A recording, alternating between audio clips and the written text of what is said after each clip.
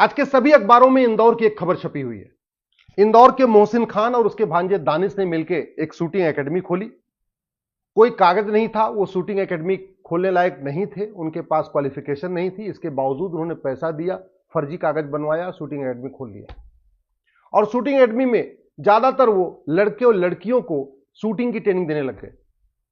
100 से ज्यादा बेटियों को उन्होंने ट्रैप किया, 100 से ज्यादा बहन बेटियों को ट्रैप किया और उनके साथ बलात्कार भी किया।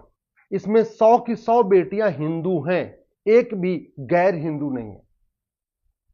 एफआईआर दर्ज हो चुका है, जांच चल रही है।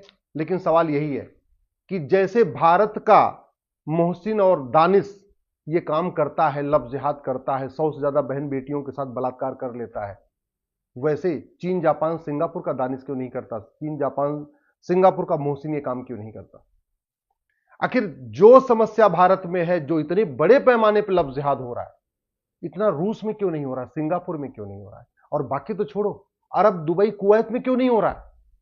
दुनिया में सबसे ज्यादा लव जिहाद भारत में हो रहा है। मैं बार बार कह रहा हूं, 1000 बेटियां प्रतिदिन लव जिहाद का शिकार हो रही हैं।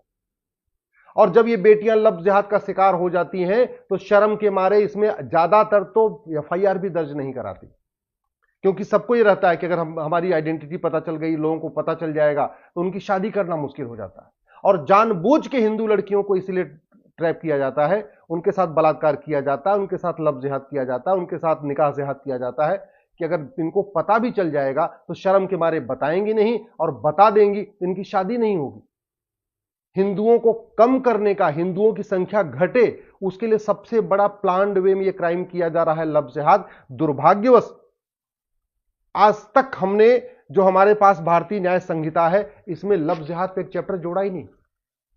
लव जिहाद राष्ट्रीय समस्या है, किसी एक राज्य की समस्या नहीं है, पूरे देश में हो रहा है। ऐसा कोई जिला नहीं है जहां हिंदू बहन बेटियां टारगेट नहीं की जा रही है। सरकारी आंकड़े हैं, टोटल साल में 5 लाख बहन बेटियां गायब हो रही हैं। इस 5 लाख में से लगभग 3.5 लाख लव जिहाद का शिकार हो रही है।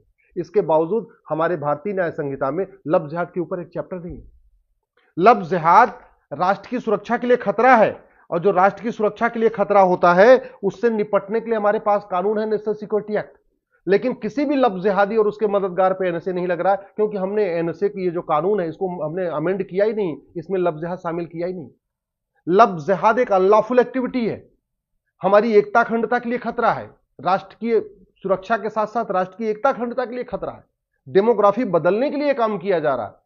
इसके बाद और हमारे पास जो राष्ट्र की एकता अखंडता के लिए खतरा, उससे निपटने के लिए कानून है, यूए